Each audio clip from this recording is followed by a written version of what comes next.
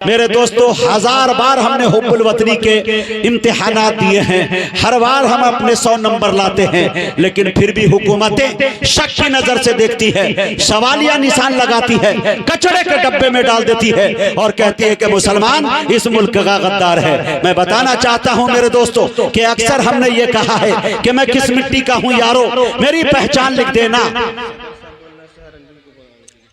मैं किस मिट्टी का हूं यारो, मेरी पहचान लिख देना। कफन के एक एक कोने पे हिंदुस्तान लिख देना। सजानी हमें एकता की घर की दीवारें, कहीं मैं राम लिख दूं तुम कहीं रहमान लिख देना।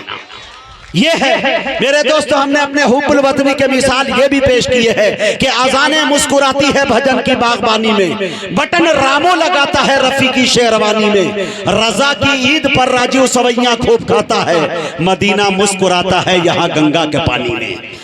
तालियों के साथ सुने तो अच्छा लगता है, इससे कई गुना ज्यादा भीड़ जो है आपस में दिख रहा हूं कि बाजारों में टहल रही है। मैं गुजारिश करना चाहता हूं जो खीमा औरतों का लगाया गया माँ बहनों का, वो मेरी माँ बहनें इधर उधर न टहल के अपनी नशिस्तों पे बैठ जाए, अपने में आके बैठ जाए। शेर देख लीजिए मेरे दोस्तों, उसके बाद एक शायर तक पहुंचने की जसारत कर रहा हूं और उम्मीद है कि इंशाल्लाह घंटों आपकी वो शायरी करेंगे अगर आप सुनने पे आ गए तो। एक बात शायरों की कमजोरी बता दूं, अगर आप वाह वाह करके सुन लिए, दाद देकर सुन लिए, तो शायर के पास जितना मटेरियल है सब निकाल के यहां रख देगा। अगर आप खामोशी से सुने तो यकीन जानिए आप ये ना चक्कर में रहे कि मैं चतुर चालाक, शायर चिल्ला रहा है, चीख रहा है और आप हाथ बन के ऐसे सुन रहे हैं, हाँ ठीक है, वाह, ये इससे काम नहीं चलने वाला। फिर ये क्या करेंगे, अपना सारा मटेरियल बचा के रखेंगे। ये बाजार, ये मंडी कोई दिल्ली में लगाएगा, कोई झारखंड में लगाएगा, कोई नैनीताल में लगाएगा। इनके पास बाजारों की कमी नहीं मियां, है कि नहीं? तो तैयार रहेंगे? सुनता हूं, सुनाते हैं, सुनने का मूड बना है। वरना दोस्तों शायर को सुनने, कोई शायर पढ़ता नहीं, शायरा पढ़ती नहीं, सामाइन उनसे पढ़वा लिया करती है। ठीक है, शेर देख लीजिए मेरे दोस्तों कि अपने इस मुल्क की हर वक्त हिफाजत के लिए, आए हाय, अपने इस मुल्क की, आप दाद नहीं दीजिएगा, मैं खुद शेर पढ़ूंगा, क्योंकि 15 साल हो गए मैं खुद पढ़ूंगा और खुद कहूंगा आए आए, बाद में कहूंगा वाह रे मैं क्या पढ़ दिया मैंने। दोनों काम करूंगा, थोड़ा बोले तो अच्छा लगता है। देखिए तालियां ठोक के दोनों हाथों को उठाकर थोड़ा मुशायरे को जिंदगी बख्शे। देखिए मेरे, अपने इस मुल्क की हर वक्त हिफाजत के लिए सर लिए फिरते हैं हम लोग शहादत के लिए। अपने इस मुल्क की हर वक्त हिफाजत के लिए सर लिए फिरते हैं हम लोग शहादत के लिए। भागलपुर वालों, ताजिर हो, अच्छे बिजनेसमैन हो, कपड़े का कारोबार आपका है, एक शेर मुजाहिद हसनैन हबीबी अगर आपके दामन में टाक देता है तो आपकी तवज्जो चाहता है और दुआएं चाहता है। अपने इस मुल्क की हर वक्त हिफाजत के लिए सर लिए फिरते हैं हम लोग शहादत के लिए।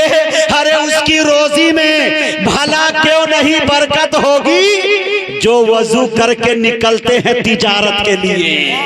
उसकी रोजी में भला क्यों नहीं बरकत होगी, उसकी रोजी में भला क्यों नहीं बरकत होगी जो वजू करके निकलते हैं तिजारत के लिए। शेर ये पढ़ना था, इसलिए मैंने आपका वक्त ले लिया।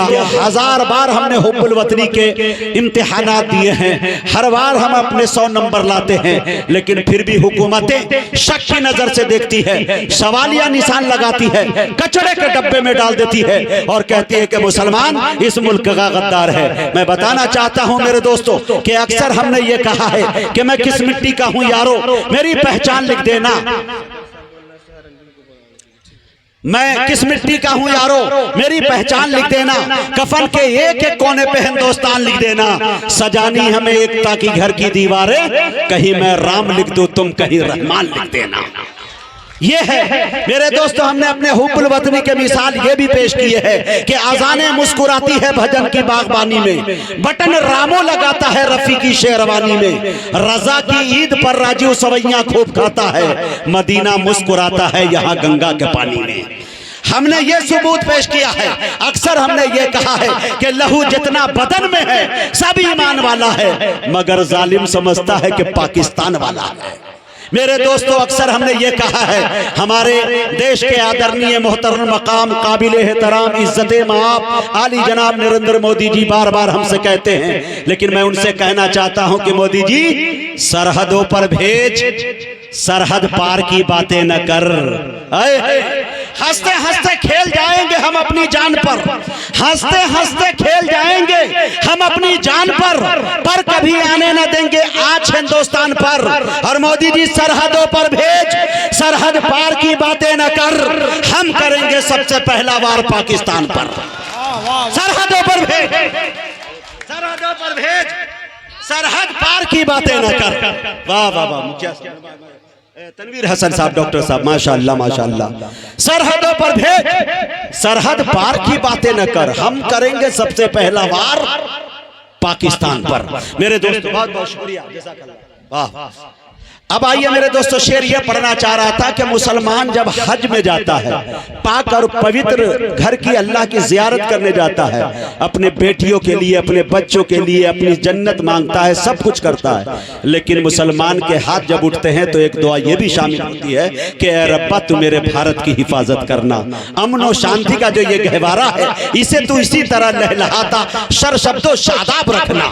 मेरे दोस्तों, ये दुआ मांगता है। शेर सुन लीजिए, शेर आखिरी शेर में पढ़ता हूं और एक शायर को आपके हवाले करके डॉक्टर इकबाल साहब आपके ख्वाहिशात की तकमील में करूंगा।